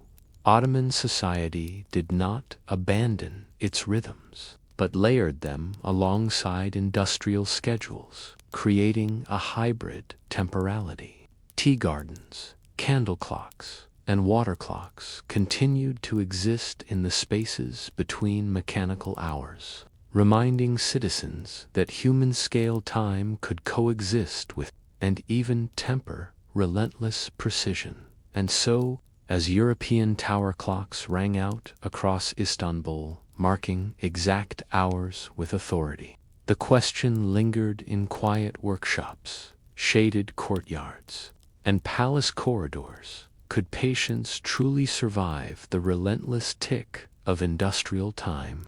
Or was the empire destined to lose its intimate relationship with the flow of hours it had cultivated for centuries? It was a slow collapse, indeed measured not by catastrophe, but by the quiet, almost imperceptible compression of human patience, the subtle surrender of flexible rhythm to unyielding precision, and the enduring effort of artisans, clerks, and citizens to reconcile tradition with the mechanical beat of a new era. If you walked through the courtyards of an Ottoman city in the 17th century, you might notice something curious: the deliberate absence of activity. Not the absence of life, exactly, but a pervasive practice of stillness. People sat on low benches beneath plane trees, staring into space, or walked slowly through shaded gardens, attentive to nothing in particular. To the modern eye, this might appear as laziness or neglect, but within the Ottoman worldview, it was considered a quiet, cultivated virtual way of aligning oneself with the rhythms of the cosmos. Central to this philosophy was the influence of Sufism. The dervishes, with their flowing robes and measured steps, practiced forms of meditation that were inseparable from stillness. The whirling dervish, spinning in circles while focusing inward, was perhaps the most famous emblem of this calm. Yet not all dervishes spun. Many simply sat, breathing slowly, contemplating the divine, and observing the world with careful detachment. The practice of doing nothing was not passive. It was deeply intentional. It was a mental discipline, a way of learning to see without reaction, to listen without interruption, and to exist without urgency. Even the architecture of Ottoman spaces encouraged this slow practice. Courtyards, fountains, and gardens were designed for lingering. Benches, low walls, and shaded paths invited people to pause. In mosque courtyards, men and women in separate spaces could rest between prayers, watching the light change across minarets and rooftops. The geometry of tiles, the steady drip of water, the gentle play of sunlight and shadow facilitated reflection. Time itself seemed to stretch, not because the empire demanded it, but because its citizens had learned to honor it in quiet observation. Philosophers and poets reinforced this ethos. Writing in the margins of manuscripts, they praised the virtues of patience, idleness, and deliberate slowness. One treatise suggested that the mind required pauses as much as action. A farmer who rested between tending fields could see the land more clearly. A scholar who sat quietly could understand texts more deeply. Activity, they argued, without reflection was incomplete. Wisdom arose not from perpetual motion, but from the deliberate stillness that allowed insight to surface. In this sense, doing nothing was not indulgence, it was preparation, a spiritual and intellectual discipline. Even the ruling elite engaged in these practices. Sultans, viziers, and palace officials, despite their immense responsibilities, often observed periods of stillness. Afternoon walks in gardens, quiet hours in private chambers, and contemplative listening sessions with poets and clerks were as much a part of governance as decrees or battles. They understood that constant action could cloud judgment, and that reflection required space, time, and a willingness to do nothing at all. The empire, in this way, cultivated an understanding that stillness was productive, even if it produced nothing immediately measurable. The dervish lodges, or tek, were microcosms of this philosophy. Here, young disciples learned to sit, breathe, chant, and observe. Their masters instructed them in the art of patience, emphasizing that the mind could only grasp subtle truths when not preoccupied with tasks, transactions, or haste. Daily routines included long periods of contemplation, brief instruction, and slow ritual, leech, designed to stretch attention, foster endurance, and cultivate calm. This training, though slow and often boring to the casual observer, was considered essential to spiritual development. Even in everyday city life, traces of this philosophy were everywhere. Artisans paused between tasks to inspect their work, adjusting it slowly and methodically. Merchants took breaks under awnings, observing the flow of customers, engaging demand without rushing. Tea gardens encouraged lingering as visitors sipped and let conversation drift without pressure. The slow unfolding of time, the patient attention to small details, and the cultivation of internal calm were woven into the fabric of daily existence. Doing nothing was never a void. It was a space of potential, a canvas for observation, reflection, and understanding. Interestingly, This cultural embrace of idleness coexisted with one of the largest empires of its time. The Ottomans were capable administrators, diplomats, and soldiers. Yet they allowed spaces where activity could pause without judgment. The contrast between action and stillness was understood to be complementary. Empire required movement, but wisdom required pause. To neglect either was to risk imbalance. The philosophy extended to education as well. Students in madrasas often spent hours sitting quietly, memorizing texts, and reflecting upon them. Lessons were not rushed. Repetition and careful contemplation were preferred over speed. Teachers emphasized that insight was earned gradually, not acquired by hasty study. In many ways, the Ottoman approach to learning, governance, and spirituality shared a single principle. Value is cultivated through patience, attention, and the deliberate choice to sometimes do nothing at all. Even so, this embrace of stillness raises a quiet question. In a society that prized patience and reflection, what happens when the world outside moves faster? When trade, diplomacy, and technology demand immediacy, can a culture built around idleness adapt without losing the very virtues that define it? In Ottoman life, rest was not merely the absence of work, it was an intentional, cultivated state of being. Citizens, from merchants to scholars, understood that the rhythm of life required intervals of pause, periods in which the body and mind could recover, reflect, and even prepare for action. This perspective transformed what outsiders might call laziness into a virtue, a practice of wisdom deeply embedded in both secular and spiritual life. Consider, for example, the daily rhythm of prayer. The 5 daily prayers, observed by Muslims across the empire, punctuated the day not just as obligations, but as natural pauses.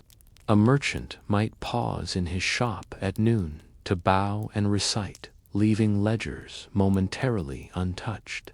A scholar would rise from study, ceasing ink-stained labor, to contemplate divine presence. Even in the busiest of cities, these moments created a rhythm of rest that was both personal and communal. Pausing, in this context, was socially endorsed, spiritually significant, and culturally expected. It was a break from motion, but also a return to focus. Beyond prayer, quiet reflection filled domestic and public life. Afternoon tea, lengthy walks through gardens, or even idle observation from a balcony provided citizens with structured leisure. These moments of doing little, seeing much, and thinking quietly were considered integral to a balanced life. Families encouraged children to sit with elders and listen, absorbing not just stories, but the unspoken lesson that life did not require constant motion to be meaningful. Wisdom, they learned, often emerged in the spaces between tasks. The Ottoman perspective on laziness was nuanced. It did not condone neglect or irresponsibility. Rather, it valued strategic idleness, the kind that allowed insight, clarity, and creativity to surface. Artisans paused to inspect their work carefully. Architects allowed time to consider proportions and angles before committing chisel or hammer. Even military commanders understood that patience could be a tactical advantage. An army that waited and observed often prevailed over one that rushed blindly. Reflection was thus embedded in practice, celebrated as preparation for action rather than avoidance of it. Sufi philosophy, as in the dervish lodges, elevated the practice of stillness even further. Dervishes spent hours seated in meditation, contemplating the divine while remaining physically and mentally present. Their laziness, to an untrained observer, was deliberate cultivation of attention. They trained their minds to observe without distraction, to allow thoughts to emerge naturally, and to recognize the impermanence of anxiety or desire. In these hours, doing nothing was not passive but active, a disciplined engagement with the self and the universe. Such reflection extended into social life as well. Conversations in tea gardens or palace courtyards often meandered for hours, unhurried and attentive. Individuals listened as much as they spoke, absorbing nuance and subtlety in tone, gesture, and expression.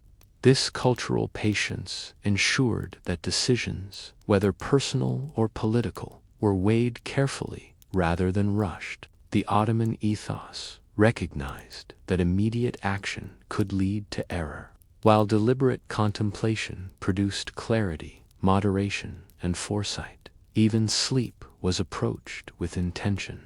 In traditional houses, afternoon naps were common, particularly after the midday meal. These rests were not indulgent. They were restorative, allowing laborers, clerks, and students to maintain stamina for the remainder of the day. Sleep was integrated into the rhythm of daily life, not marginalized by societal expectation. Time spent in quiet recovery was understood to sustain not only the body, but the mind, judgment, and social harmony. This emphasis on measured idleness shaped education as well. Scholars in madrasas and apprentices in workshops were taught to pace themselves. Overloading the mind or body was discouraged. Instead, emphasis was placed on attention, careful observation, and absorption of knowledge over time. Memorization of texts, repeated practice of crafts, and prolonged reflection were valued over rapid accomplishment. Through these methods, Ottoman society embedded the principle that wisdom required not urgency, but patience, rhythm, and calm endurance. Rest also provided a moral dimension. Literature and poetry of the period often praised the virtues of stillness, leisure, and measured action. Idle contemplation was associated with virtue. It signaled refinement, insight, and moral awareness. Conversely, frantic busyness could be interpreted as a lack of discipline or spiritual immaturity. By framing inactivity as contemplative, Ottoman culture transformed the ordinary act of pause into an ethical and intellectual exercise. Religious and secular life intersected in this space. Mosques, gardens, and public squares were designed to encourage rest and reflection. Courtyards invited lingering. Fountains provided gentle soundtracks. Shaded benches offered comfortable respite. The city itself, therefore, was not only a space of commerce and administration, but a carefully orchestrated environment for cultivating calm. The design of urban life reinforced the philosophy that wisdom, patience, and social harmony flourished most readily where enforced stillness was possible and respected. Yet this focus on rest, reflection, and patient observation carried an implicit tension. A society devoted to idleness and deliberation could be slow to react to external pressures. Trade, diplomacy, or conflict that demanded immediacy could collide with a culture that valued pause. The same virtues that nurtured insight and endurance could, if unchecked, create vulnerability. And herein lies the quiet question of Ottoman life. How does a civilization balance the cultivation of patience and wisdom with the practical demands of an ever-accelerating world? Even as the empire thrived in careful observation, the seeds of change were already present. Western influences, mechanization, and shifting economic patterns were beginning to impose urgency where once only calm prevailed. The Ottoman philosophy of rest, stillness, and measured action would soon be tested in ways its architects of idleness could scarcely anticipate. As the Ottoman Empire approached the late 19th and early 20th centuries, the rhythm of daily life began to shift. The patient stillness that had defined centuries of Ottoman practice encountered a world increasingly obsessed with speed, efficiency, and productivity. Industrialization, telegraphs, railways, and global trade brought with them new pressures, time measured by the clock, not by the sun, and schedules dictated by imperatives rather than intuition. The empire's philosophy of idleness, so deeply embedded in religion, scholarship, and social custom, faced a subtle, creeping challenge. Yet, even in the face of mechanized haste, the Ottoman approach to doing nothing continued to demonstrate its quiet power. The lessons of rest, reflection, and deliberate inactivity persisted in workshops, tea gardens, and madrasas. Artisans, scholars, and clerics knew that insight could not be rushed. That judgment sharpened in the slow passage of hours was often superior to decisions made under the tyranny of speed. Wisdom, cultivated through pause, patience, and observation, endured as an intangible but formidable force. This philosophy was not merely theoretical. Consider the marketplaces of Istanbul. Merchants, accustomed to careful observation and measured negotiation, continued to practice the art of the pause. In contrast to modern hyperefficient markets, where transactions are rapid and mechanized, Ottoman trade emphasized attentiveness, watching customers, gauging needs, and listening to the subtle currents of demand. Here, idleness was productive. It allowed merchants to anticipate problems, nurture relationships, and make decisions that were both sustainable and socially harmonious. Doing nothing in the right way became a tool for foresight. The tea gardens, too, persisted as spaces of contemplative inactivity. Visitors lingered under plane trees, sipping tea slowly, observing the play of light on stone and water, and allowing conversation to drift without urgency. The practice of patient engagement, of listening and waiting, cultivated social cohesion, empathy, and understanding. Unlike the modern obsession with multitasking, these moments rewarded singular attention and careful reflection. In essence, the Ottoman world treated idleness as a medium through which life itself could be understood. More clearly, religious and spiritual traditions reinforced this mindset. Prayer, meditation, and Sufi contemplation reminded citizens that activity was only one aspect of existence. The deliberate choice to pause, whether for worship, reflection, or simple observation, was understood as aligning oneself with a higher order, a universal rhythm. In these moments, time slowed, thought deepened, and insight flourished.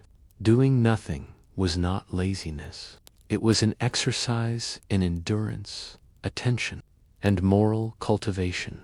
Yet, as the empire became increasingly enmeshed in global systems of production and communication, the philosophy of idleness began to feel at odds with the demands of the modern world. Railways ran on schedules measured in minutes. Telegraphs transmitted urgent messages across continents, and European industrial clocks imposed unyielding precision on cities, offices, and homes. The elasticity of Ottoman time, so carefully nurtured by dervishes, artisans, and scholars, was pressured to conform to the pace of a new era. The patient pause was now a luxury, increasingly at odds with speed and efficiency. It is here that the Ottoman experience offers a quietly subversive lesson for the modern observer. In today's world, dominated by urgency, deadlines, and relentless motion, the act of doing nothing has largely been marginalized. Yet, as the Ottomans understood, deliberate stillness is a form of engagement. It allows one to perceive patterns, consider consequences, and cultivate insight. Idleness is not emptiness. It is preparation, reflection, and subtle intervention in the flow of life. To forget this is to risk living entirely in reaction, without the space to understand or influence. Even in the empire's final decades, citizens retained this sensibility. Tea gardens remained centers of observation and quiet conversation. Scholars and clerics continued to meditate. Artisans adjusted their work carefully, refusing to surrender craft to haste. The philosophy of doing nothing was thus resilient. Living in the interstices of a world increasingly dominated by clocks, schedules, and mechanical precision, it was a quiet rebellion against speed, a reminder that life's rhythms are often best understood through patience and attentive observation. Perhaps the greatest lesson is this: idleness, when deliberate, is not wasted time. It is an active engagement with life's subtleties. The Ottoman emphasis on rest, reflection, and patient observation created a society in which insight, judgment, and human connection could flourish. In a modern age that prizes action over contemplation, there is something profoundly instructive in this slow, deliberate, and intentional practice of doing nothing. It reminds us that time, while measurable, is not always to be conquered. Sometimes it is to be lived patiently, attentively, and with a quiet, enduring calm. And so, one might ask, in our era of constant motion and immediacy, what have we lost by forgetting the art of idleness? Could we, like the Ottomans, learn once more that doing nothing is sometimes the most profound way of knowing the world and understanding ourselves? And so, our journey through the quiet corners of history comes to a pause. The workshops, the libraries, the hands that labored patiently, they remain in memory. Even as centuries pass and the world continues to change, remember, the significance of history often lies not in grand events, but in the small, persistent acts of care, curiosity, and human resilience. As you rest, carry these quiet stories with you, allowing the calm rhythms of the past to linger. And when you wake, perhaps you will glimpse, even briefly, the enduring power of ordinary moments that shaped our world. Thank you for joining us in Boring Past Times for Sleep. Until the next quiet journey, may your thoughts drift gently, like candlelight, across ancient parchment.